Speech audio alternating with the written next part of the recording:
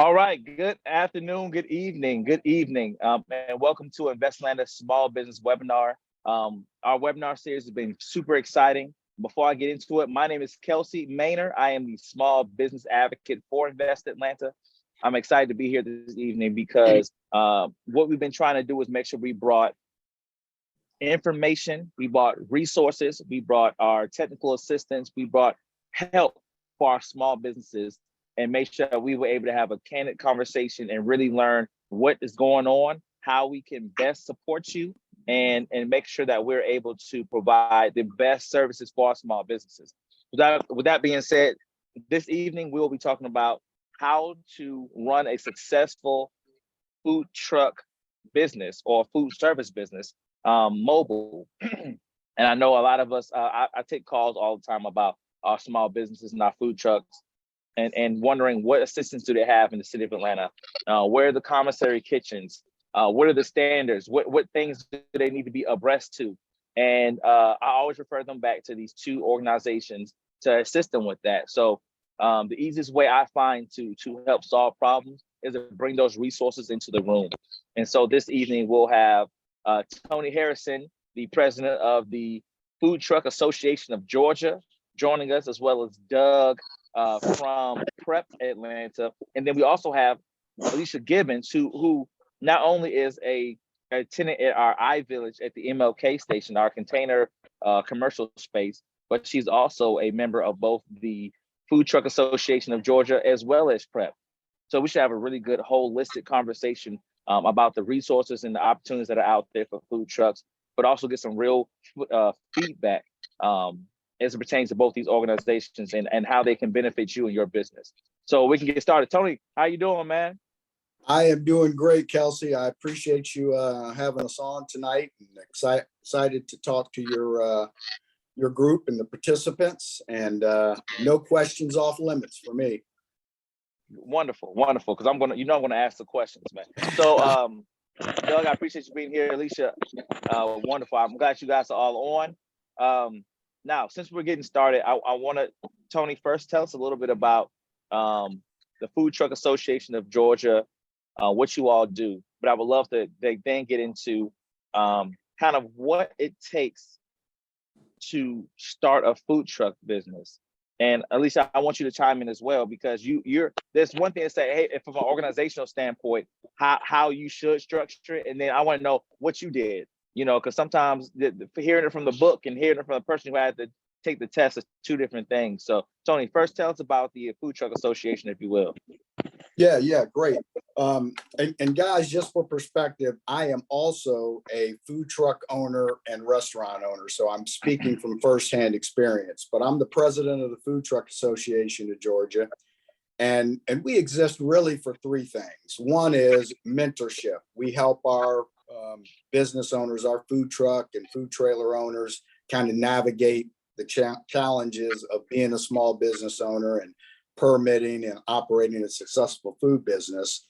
But secondly, we're about advocacy. So we lobby at the state capitol trying to change laws and make Georgia more food truck friendly and kind of knock down barriers for our membership. And then thirdly, we provide vending opportunities. So once you're approved as a food truck owner, we try and provide locations where our members can go out and vend and make money. So those are really the three key hats that we wear as an association. There are a lot of other things that we do, but those are really the three main things. Okay. Good. So if I were starting a food truck, like what are the main things I should be focused on as far as foundational steps? Like, yeah. What are the steps for that? Yeah, great question. And look, as it relates to the food truck business, I always start with the assumption that you know how to make great food and people are going to love your food. So I just set that aside, right? And take that as a given. And really focus on, to your point, the fundamentals. And fundamentally, a business exists to make a profit. That's why a business exists. And you need to start with the financials. I call it beginning with the end in mind. And the end is I want to make a profit. So you have to understand the financials of the food truck industry. And, you know, we were just kind of discussing, ultimately, they say the average food truck in America does about 250,000 a year in sales. Now, there are trucks that do well over $1 million a year in sales, and you know, some that die on the vine and do significantly less. It also depends whether what your menu is, what your cuisine is. Dessert trucks do less in revenue. Their profits are higher, but they do less in revenue than food. So, you know, start with the financials, and we don't have time tonight to go through all of that, but that'd be another great webinar, Kelsey, just to focus on kind of food truck financials or small business financials, because there's, you know, from a P&L standpoint, it's all basically the same thing. You know, you got revenue coming in, expenses going out. What's left is either going in your pocket or, you know, you're going out of business. So we can definitely talk more in detail about the financials of small business, specifically our industry, on another call. But any questions, I'd be happy to answer there. I think you're muted, Kelsey. You're on mute. Get me off mute. All right. Try there you go. So read my lips. Foodie ice treats, right? I've been blessed enough to have some of your treats. I believe there's a couple orders outstanding for Invest Atlanta for something with ginger. I think an Oreo cheesecake or something like that. There's a couple requests that I've been trying to get you for. But starting your business, what did you have? What kind of, not want to say loopholes, but what kind of hoops did you have to jump through and to educate us a little bit? Because a lot of people, we have a lot of people on this call that have either jumped through those same hoops or don't know those hoops are coming. And so kind of like when you started off, what are the things that you had to do to get your business up and running and be successful? That's a great question. Well, thank you for having me, and welcome to everybody that's on the call. First of all, I had a location at our village at MLK, and during the pandemic, we closed down. And I have to say, I have to thank Invest Atlanta for helping me gain my food truck. I know you spoke about financials, Tony. I know that Mr. Lunny and Miss Cynthia, they help people get loans. And I know a lot of people are going through them to get loans to help finance their food truck. And that is a great avenue. If you don't know about Invest Atlanta, that you can reach out to them about loans to help you with your food truck. But I was blessed that they had the grant. And I purchased my food truck myself personally and I received the grant that kind of reimbursed me for me purchasing my food truck. Once I purchased the food truck, the first thing that I recommend that anyone does is to contact your local health department and find out your ordinances on operating a food truck in your local health department. Also, to reach out to the state and get the state guidelines, which you get from the health department also. That's number one. And then after I purchased my food truck, also one of the people that's on the board of FTAG, I was lucky, that was a mentor to me previously. And once I purchased my food truck, he told me about FTAG. A lot of people don't know about FTAG, and I encourage everybody, if you're interested in a food truck and if you know a food truck, they are wonderful with helping you and educating you about the food truck business. So I purchased my food truck. 3 months later, I was a member of FTAG, and FTAG helped me along the way. Then that's around the same time Prep came in. Prep was at the time the only commissary in Atlanta. And if you have a food truck, you're going to need a commissary. And I got on the waiting list the day I purchased my truck. something told me get on the waiting list. I came home that day. I called prep. I was on the waiting list, and I was on the waiting list maybe 4 or 5 months. And prep helped walk me through the process. They are wonderful. If you're able to get into prep, and anybody that's on the call that was able to get into prep, having FTAG, being a beginner food truck owner, having FTAG to help and having prep to help, it made my process a little smoother. But I know it's a lot of people, and I talk to people all the time, that it's not so easy. They're on the waiting list. They've been on the waiting list a long time. I encourage them to just stay on the waiting list, or look for other commissaries that's out there, or even try and build their own. And so that's my story. And if I can answer any other questions, I'm more than happy. Right. And so you have been dropping acronyms already. So FTAG is Food Truck Association of Georgia. Yes. Yeah. Thank And so it was like FTAG. Hold on, what's that? They dropping some new information. I didn't catch that. Food Truck Association of Georgia. So Tony is the president of the Food Truck Association of Georgia. Doug is a representative from Prep, also one of the genius minds behind it. So first off, getting your food truck, you said knowing your financials, understanding what's having the end in mind. This is the third time I've heard that this week, that same phrase. Begin with the end in mind. And so knowing what your end goal is, setting goals, and then working backwards to see how do I achieve those goals. In your statement, you said, I got with the Food Truck Association of Georgia to get me situated, and then I got with Prep. And both of those organizations together were able to help guide you and mentor you through the process. Yes. So Tony, real quick, what is going on now with food trucks? If I had a food truck right now, what do I need to be aware of? I remember last time we talked, there was a complaint because you had, what did you say, Miss Alicia? You said you had to get certified in every county or something like that. What was going on back like a few months ago? That was last year. Now Tony can talk to you about that, because things have changed, and that is about from Tony. Yeah, so until last year, food trucks were required to get permitted in every county where they did business. And there's roughly 160 plus counties in Georgia. If you wanted to do business in one of those counties, you had to go through the entire process of getting permitted. Last year, we got the Georgia State Legislature to change the law and allow to get one permit in the county where your commissary is.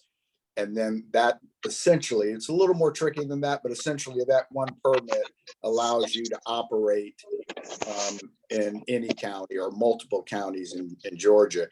And why that's important is if you're going to run a successful food truck business, you will operate in multiple counties. Some trucks operate in 20, 30 plus counties, but it's absolutely going to be multiple counties. So it'll save you a lot of money and a lot of headaches as well. So that answers your question. Yes. So the headache is gone. Well, the multiple headaches. Yeah. the multiple headaches is gone, but you still have to get that one. It's better. Yeah. So question, when we're talking about the health score and things like that, what are they looking for? Like, how should, if I have a food truck, because right now I have a friend who's selling a food truck for $10,000. I'm not sure if that's a good deal or not, but it sounds great to me. But what is required to be inside that food truck? Well, it does. It really starts with what the health department calls a plan review. And a plan review basically says, okay, what's your menu?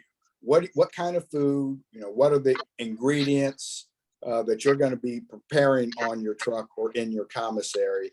And then from there, that dictates what kind of equipment and what your kind of processes are in order for you to operate legally permitted in the state of Georgia.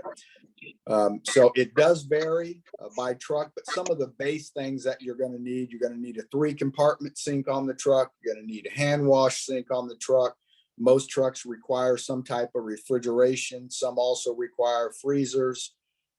You have to have fresh water tanks, and you have to have what they call gray water tanks. So when you're washing your hand or your equipment or anything like that, the water that goes into that tank is called gray water because it's dirty water.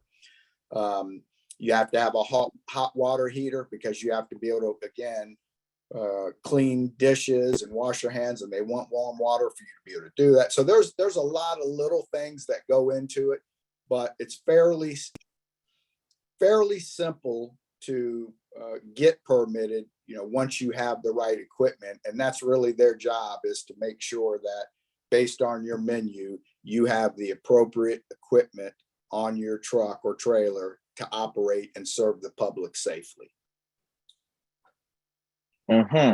So would I want to join the Food Truck Association before I get my food truck, so I know what to do when I get my food truck?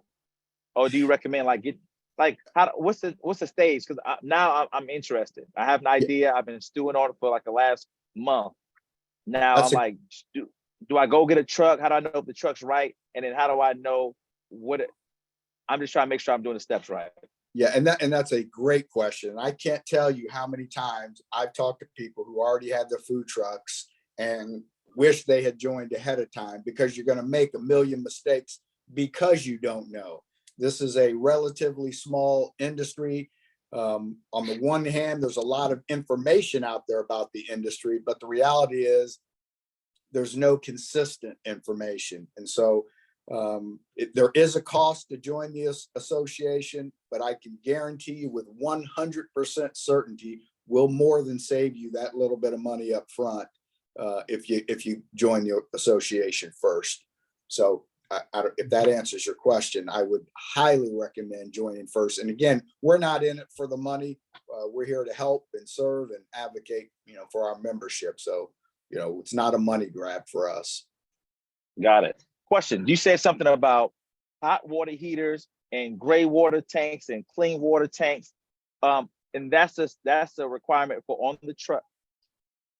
Correct.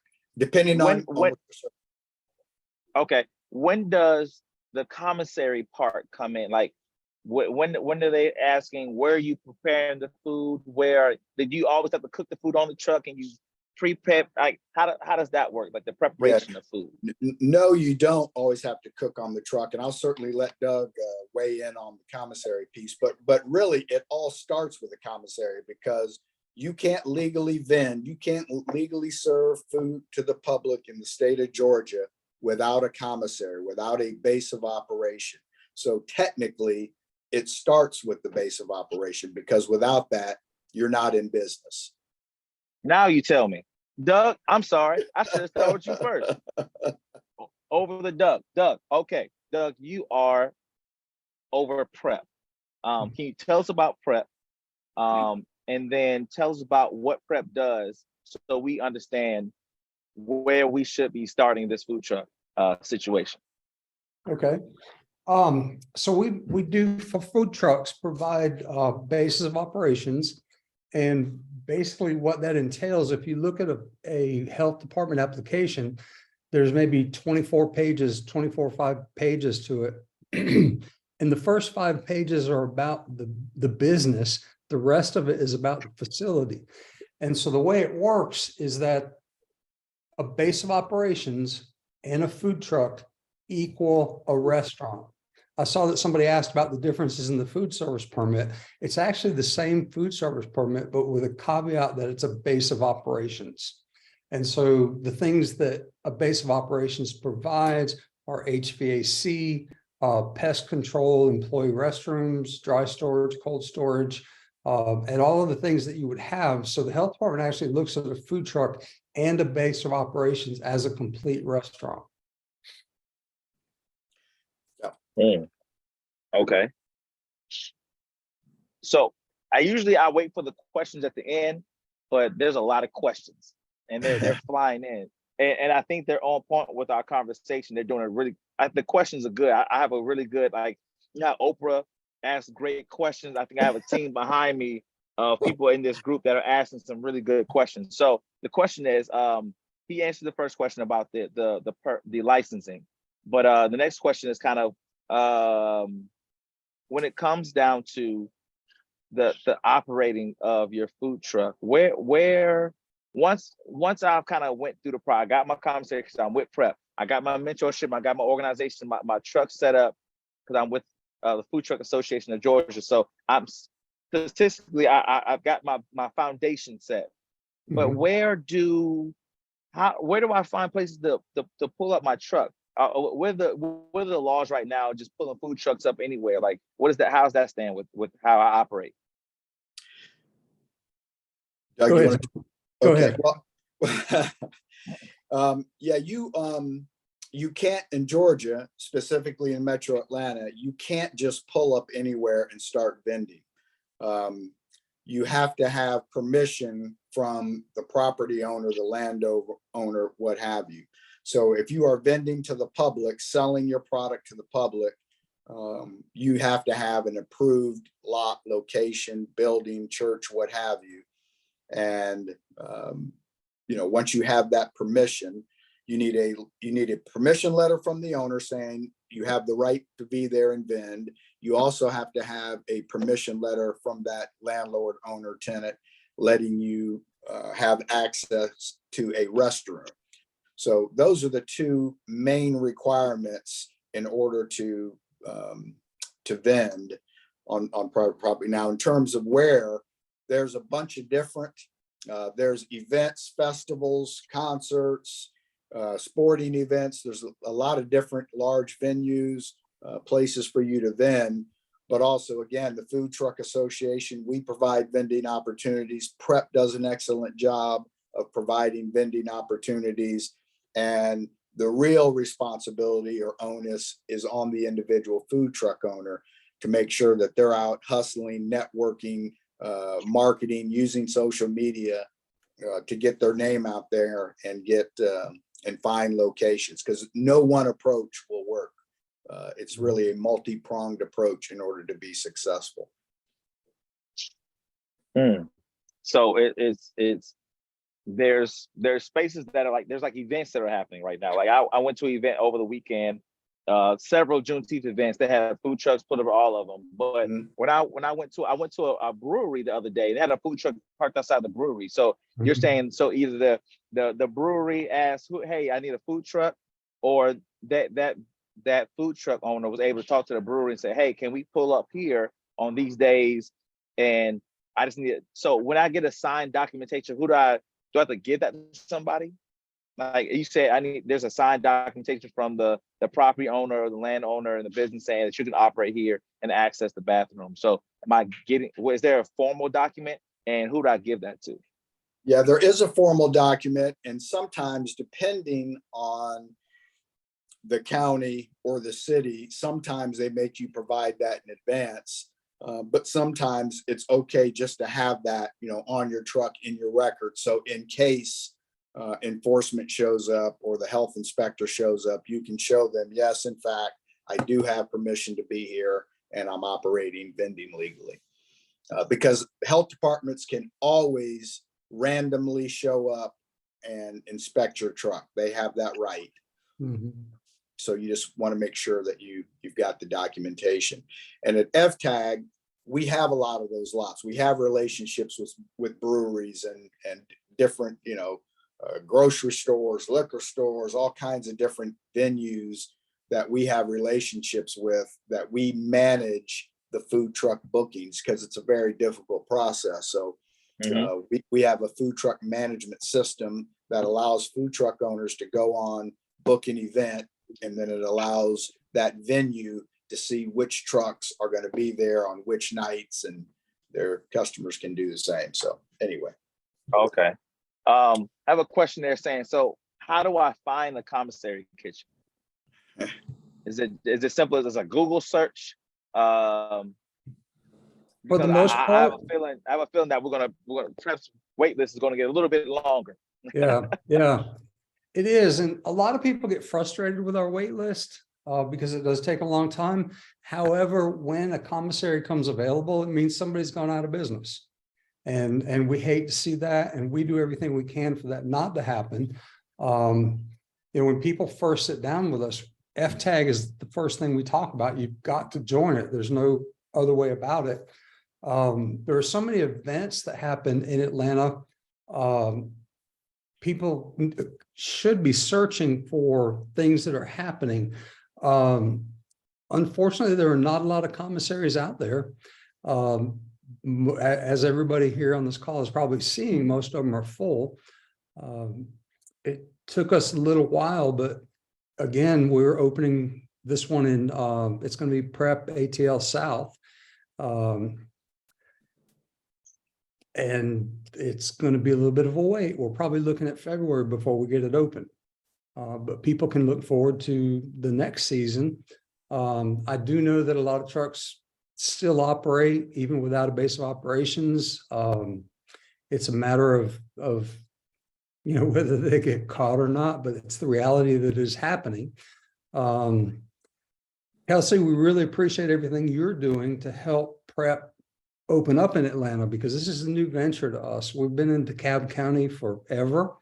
And so going into Atlanta and Fulton County is you guys have helped make it really, you facilitated so many things so far. We greatly appreciate that. So there's we appreciate it too. Yes. You hear the demand, the demand. So we got to get you down here. Yeah, let me just comment on one thing that Doug said. He said when there's an opening, that means a food truck went out of business.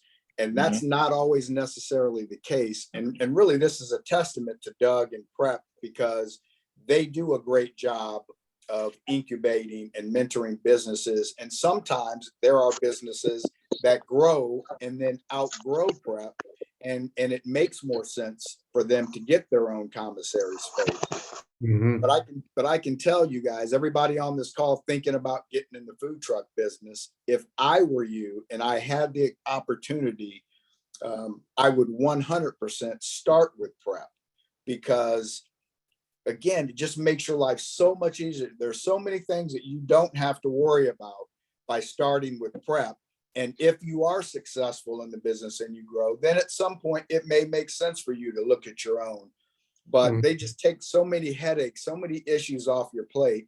And I've heard people talk about, well, Prep is expensive. It's garbage. I'm telling you, the cost of doing business is X, whatever that is, whether it's $1,500 a month, $2,000, whatever it is, that's the cost of doing business. And the question is, are you going to give it to Prep and they help you and provide all these tools and resources, or are you going to give it to somebody else? Because you are going to pay the money. The only question is to who. And I would rather see you pay it to Prep, somebody who understands your business, has a lot of other like businesses under the same roof, and can help you be successful and get on your way. So, that would be my recommendation. There's no better place for a food truck owner to start than Prep Atlanta. I agree. That's actually a great point. A lot of food trucks go on and get commissaries, or they get brick and mortars. So a lot of the people that have left have done that, and that's been really good. A funny story. That was my next question. Okay. It's everybody's goal. Everybody wants their own restaurant. Doesn't matter if you're in the business or not. Everybody wants a restaurant. And a great story is Pinky Cole. She came to Prep and she was going to do Uber Eats and things like that out of the kitchen. And we're really not we can't really accommodate things like that because it's an access controlled facility. And it was my job to go and kind of put her out of business. But I said, look, if you get, because she had talked about wanting a food truck. If you get a food truck, you can park it in the cul-de-sac in front of Prep and serve. And within a couple of weeks, she had a line all the way down Marzon Drive. And everybody knows the rest of that story is she's just blown up like crazy. She has a social media presence. She has a great personality. And that truly is what makes a food truck successful. people want to see the people behind it. They want to know that they're a local company. They want to know that they're a small business. They want to know that their food is clean, sort of clean label, good, fresh, and wholesome.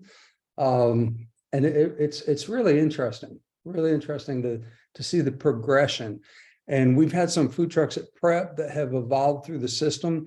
Meatballers, for example, they actually have a brick and mortar at Prep. There are 3 or 4 food trucks that vend out of there. But it's definitely a good opportunity to test the waters, to test your product, and just everything that a restaurant that opens up can't do. So if you know you have a successful concept, then it makes sense.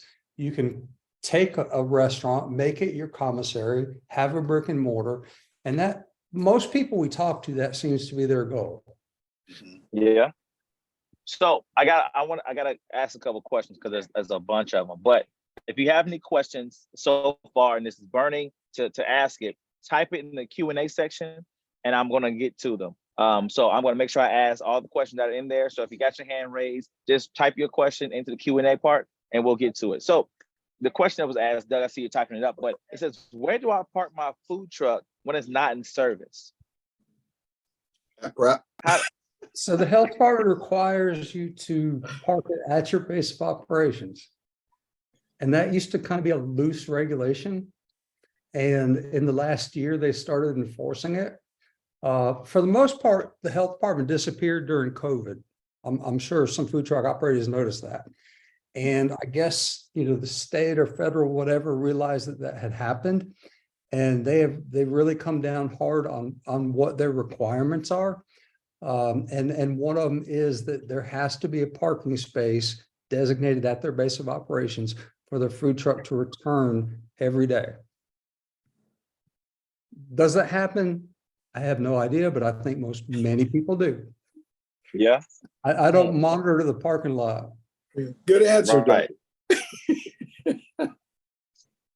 So there was a question about the private events, and do they have the same, I think Doug was typing that question to answer up, but do they have the same permit requirement? So say I'm having a wedding at a venue and I want a food truck there.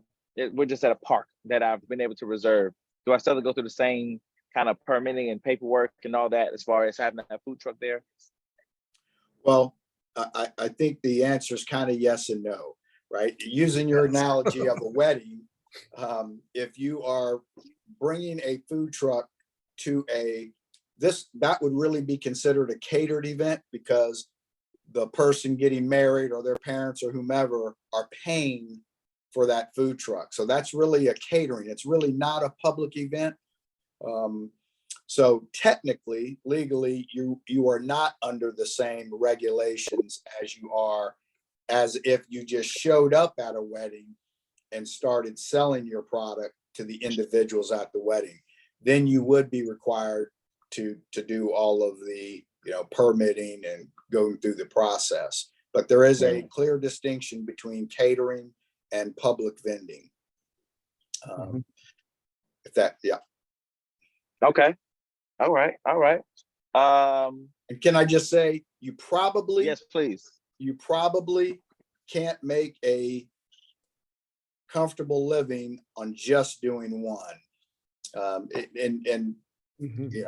Again, some people do. Some people have been successful just doing catering. Don't get me wrong. But if you're going to operate a food truck and take advantage of, kind of the opportunity, then you would do both. You would do catering and you would do public vending. And this is actually not me saying this. I heard a rumor that the fine in the city of Atlanta is $1,000 for vending without a permit. And so I've heard that some people take their chances. And that first one is $1,000. The second time is $3,000. So if people like to gamble, that's wait. That's expensive. So a permit. Do I have to get a permit for each location I'm at? Like, what is that permit you're talking of? No, go ahead. Oh, so I may be misunderstanding the question. So if someone does not have a base of, so here's an example, okay, we're in DeKalb County. Yep. Sometimes they're a little bit slow with permitting and things like that. And so we have people that have joined prep and are starting their food trucks, and we may bring that up as a rumor. And if you have your truck and you're ready to go and you have everything in place, you know, excuse me. But you don't have your permit yet from the county, but you just go out there like, all right, I'll just kind of make some money because I'm sitting on my hands right now. Exactly. So you have to get a permit every year. They have to renew it. How does that work? Yes, they Yeah. renew every year. Permits are annual. Okay. So you're provided- saying Hmm. if I'm operating, so if I have my permit and I'm trying to renew it and it's taking a little long and I'm still operating with my permit's expired, then there's a fine of $1,000 allegedly. Okay. Right. Something like that, All yeah. right. Yeah, and Yeah. the issue, So Kelsey, the Go real ahead. issue is, as Doug was saying earlier, the reality in Atlanta, and this is a new reality, this is a post-COVID reality, is that there are more food trucks than there is commissary space to accommodate them. So we're for the first time ever in an environment where there are more food trucks, but not enough commissaries for them to get permitted. So you have food trucks operating, technically they're operating illegally because they don't have a base of operation. Therefore, they can't get permitted. Therefore, they are operating outside the regulations. So if they it's a get caught, mobile speakeasy. yeah, that's right. Mobile speakeasy. All right. That's So right. I got more questions. I'm gonna rapid fire these questions as best as I can. So is a food trailer pulled by a pickup truck considered a food truck, or is that something different? It is Same thing. considered, it's the same thing in the eyes of the health department. Mhm. Got it. Is there an organization that helps with pricing? Like, how do I know if I'm pricing myself out of the market, if I'm pricing it too low? Like, who is there anybody that can help me make sure that I'm pricing it right? Yeah, when you're saying pricing, you mean the food that you're serving? Yep. Yeah, as an association, we can certainly advise you on that. And, it'll be evident pretty quickly if you are, way outside the line, because again, people vote with their dollars, right? So, I serve lobster. I started with the lobster food truck and I still have a lobster restaurant. And look, lobster's expensive, but at some point, people are saying, hey, you can only charge me so much, and then I'm going to go somewhere else. So yes, there are. I definitely went to your I got some lobster rolls at your location one time. I definitely spent $100 on lunch, but I bought a little bit of everything. I appreciate that. I bought a little bit of everything. I think I called you too. I'm here spending $100. I hope you appreciate me. So question: if you're able to break down a pricing gauge, give us a range. They're asking how much does a commissary kitchen cost? Like, what are prep fees? Those are two different questions, but the same question. Yeah. Some of the smaller ones start out at 600. The average is What do probably. you mean small? I'm sorry. We're small. So maybe in 6x6 for someone that has a ice truck, frozen ice, or something. They don't really need anything in their base of operations. And then someone who has who needs the storage and the refrigeration and those things, maybe around the $1,000 range. And then it can go all the way up. We actually have food truck commissary kitchens that have full cook lines in them for people that want to prepare their foods in that manner for their trucks. And they do catering out of them when they have a kitchen like that. So Kelsey, if I can go ahead. elaborate on that. No, please. Yep. Go ahead. What I tell people when they ask me is, if you want to be in the business, you need to plan on spending at least $1,500 a month on a commissary. I mean, that's just, look, you can potentially spend a little less.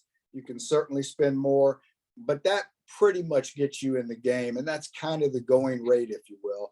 And then for perspective, I have 2 locations, 2 restaurants, tiny restaurants. My rent is almost 10 grand and the other one is 6 grand a month. So again, it's in the big scheme of things, it's not a lot of money. Mhm. And again, it'll get you everything that you need to be successful. 10 grand and 6 grand a month for those. Good, great. I'm sorry. Yeah. I'm thinking out loud. I meant to hold that on the inside.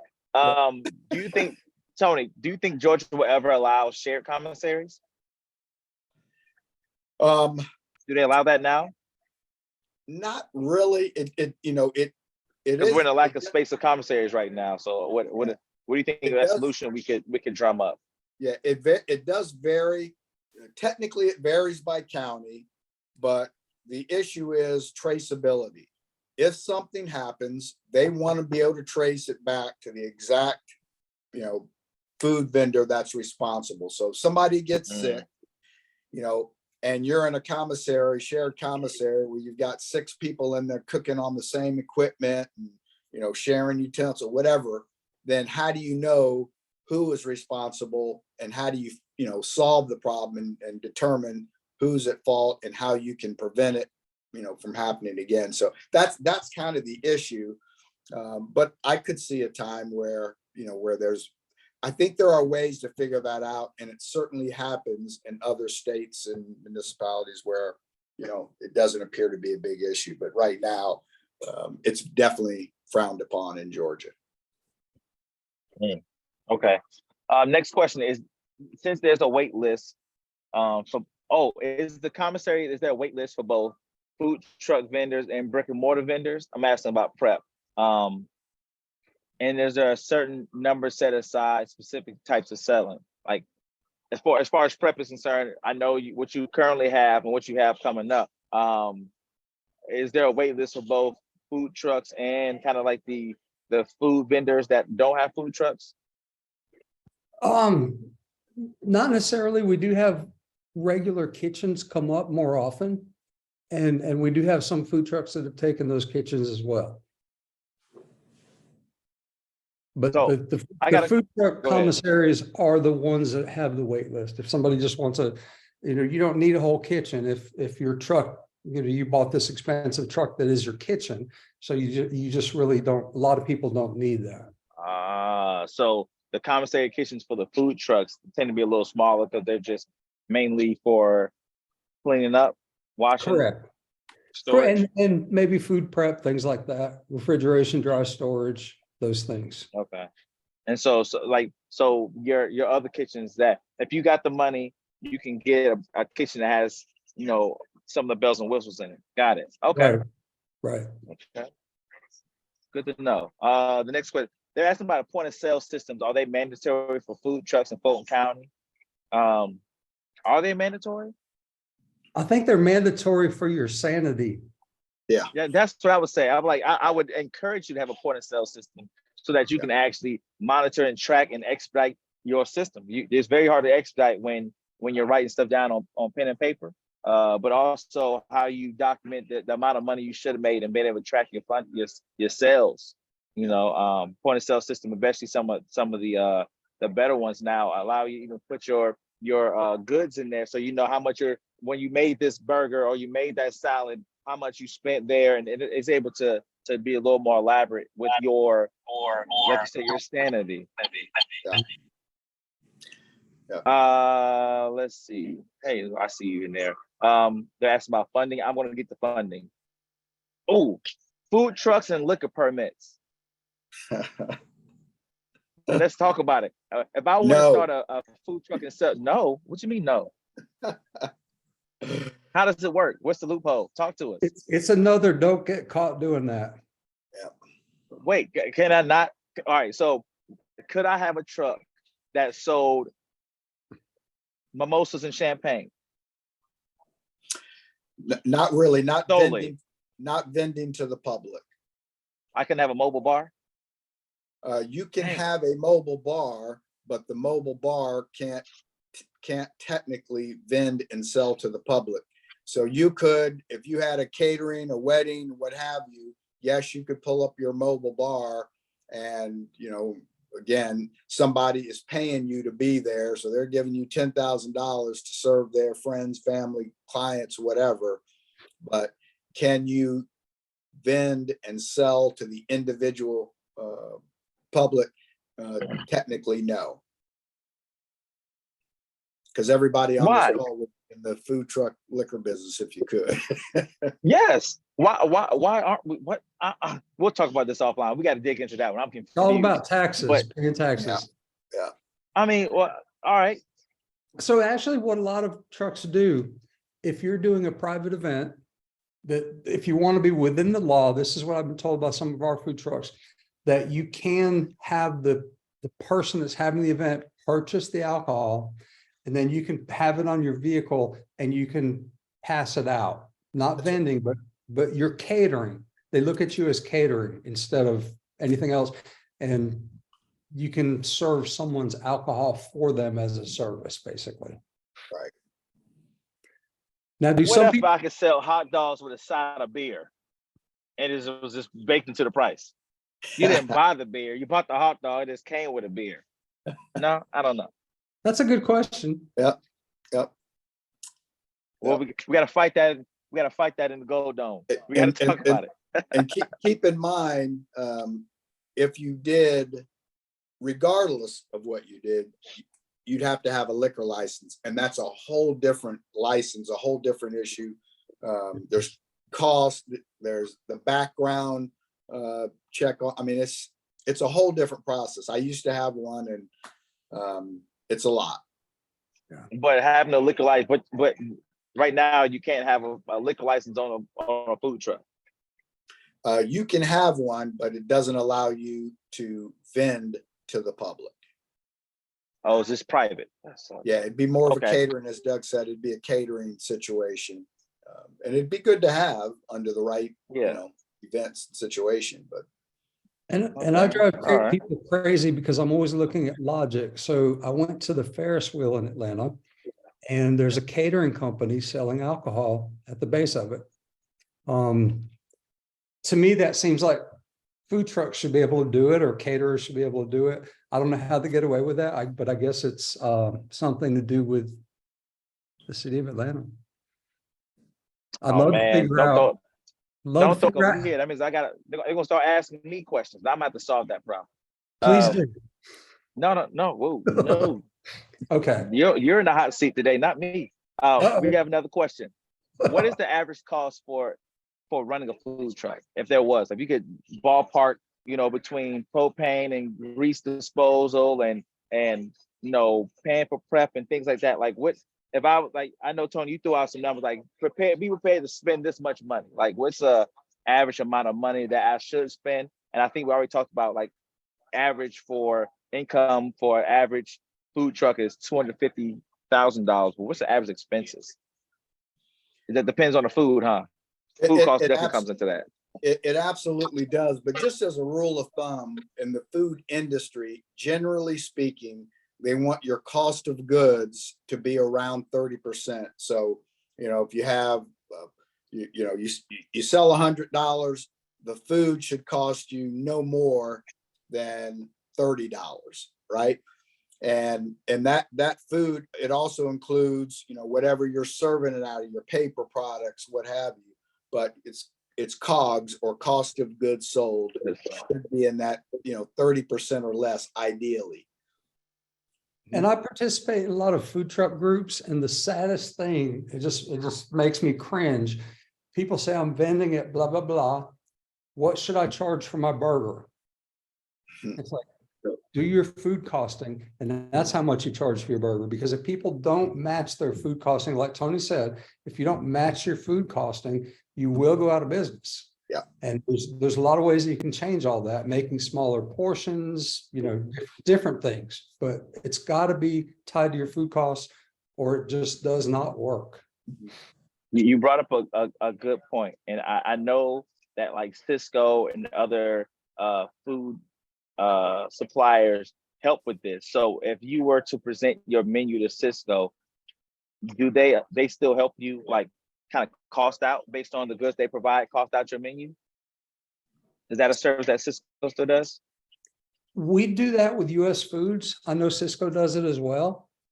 One of the things at the commissaries is that because we have so many members that are customers of US Foods, they treat them as one entity. So they get pricing of a national franchise. They get 5-day-a-week delivery, no order minimums, no fuel charges and things like that.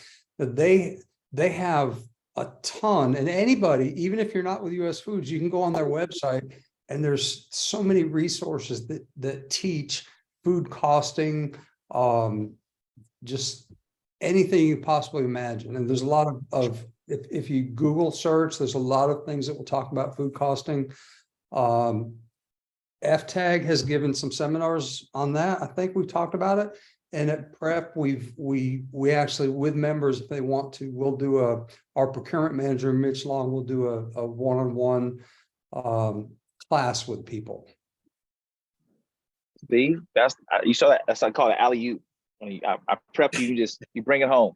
Yeah. Because Prep, not only did he say that they work with US Foods and other food providers, but they you get a discounted rate for being with Prep, because they kind of group it all together. So and this is big because I'm in the restaurant industry too, and food is expensive.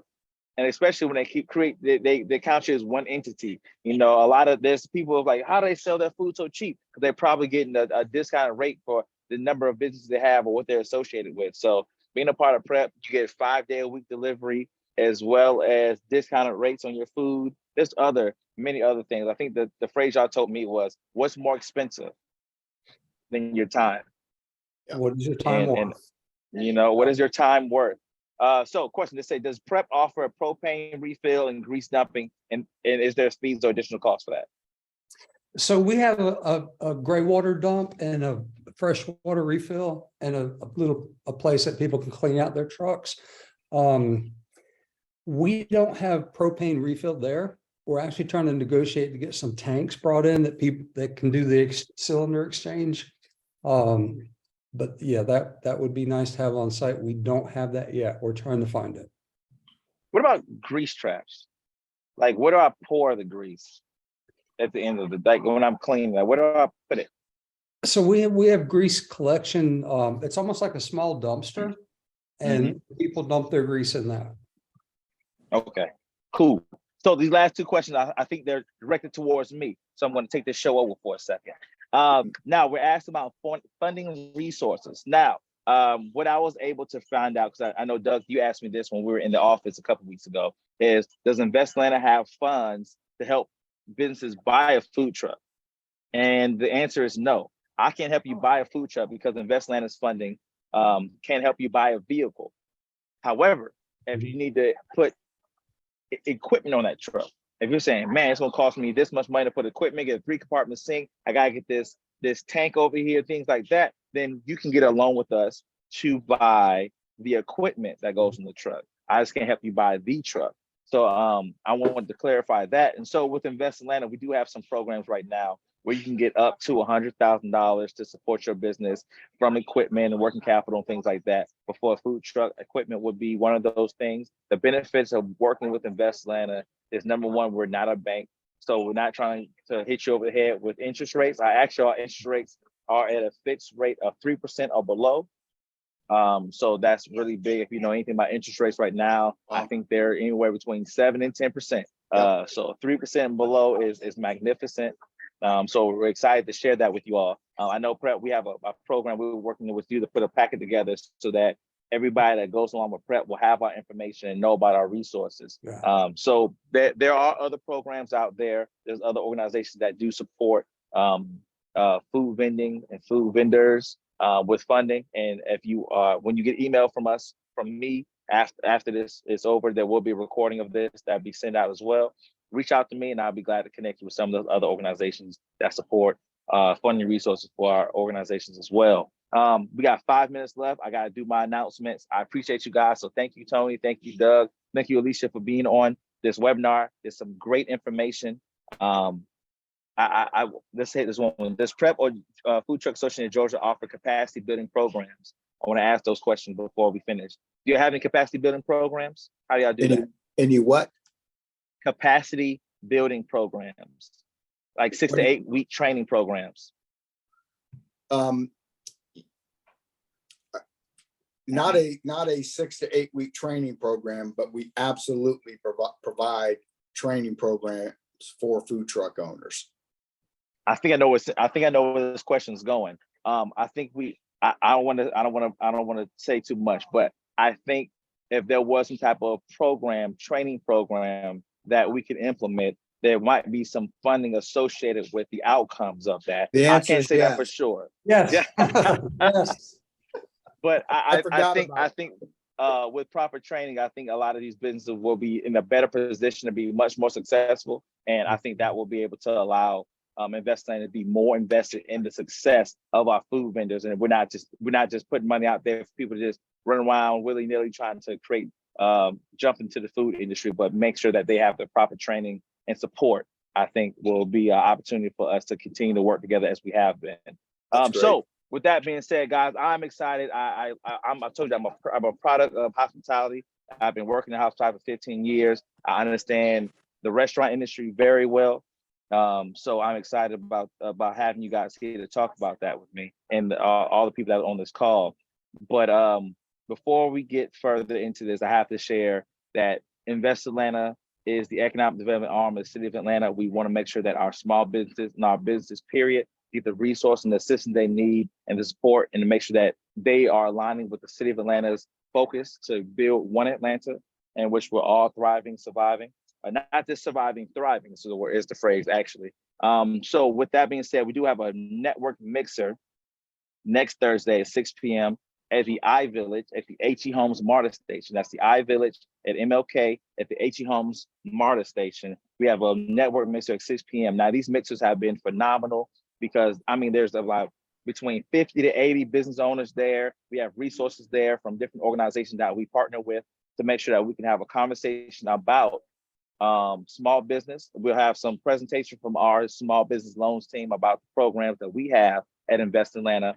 But the most important part about our business mixers is that the resources that you're looking for from us are actually the people that are there. Like right now, the only reason that we're having such a great conversation is because one of our resources, the Food Truck Association of Georgia, and our other resource, Prep, are here to speak to each other and make sure that y'all work together in tandem, but also to provide those resources for other people. So we always say that the people that are in the room are the resource. And so we want to make sure that everybody that's there knows each other. Because if our businesses work together more, we'd be much more successful. And so those networking mixes are really focused on making sure that we know each other, that we are in the room with the resources and the funding opportunities to make us all successful. So next Thursday, June 29th at 6 p.m. at the iVillage and MLK train station is where we'll be meeting. It's a beautiful space over there. We're meeting over there to have our network mixer. And if you go to investatlanta.com, you'll be able to see the many events that we have for our small businesses planned for the next few months.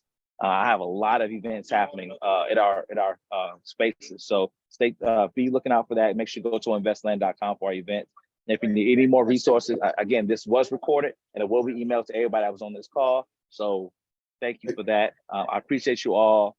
Thank you, Kelsey. Great conversation. So much great energy here. I think a lot of people had great questions. We will answer that. So again, as Cynthia said, you can see in the chat, we do have the Atlanta Forward Loan Fund that I think would be an opportunity for our small businesses in the food truck industry that are partnership with Food Truck Association of Georgia or with Prep. Prep, you guys are coming to Atlanta, South Atlanta, and we're so excited about that. So I'm glad you were able to share that with everybody this evening. And with that, guys, look, Tony, back to your vacation. Kelsey, yeah, thank you. And send me an invite for next Thursday, and I'll try and make that. Yeah, I sure will. I'll send it to both of you guys. Thank you so Okay. much, guys. Have a great evening. See you guys later. Thank thanks you, guys. everybody. Take care. Kelsey, take care. Bye.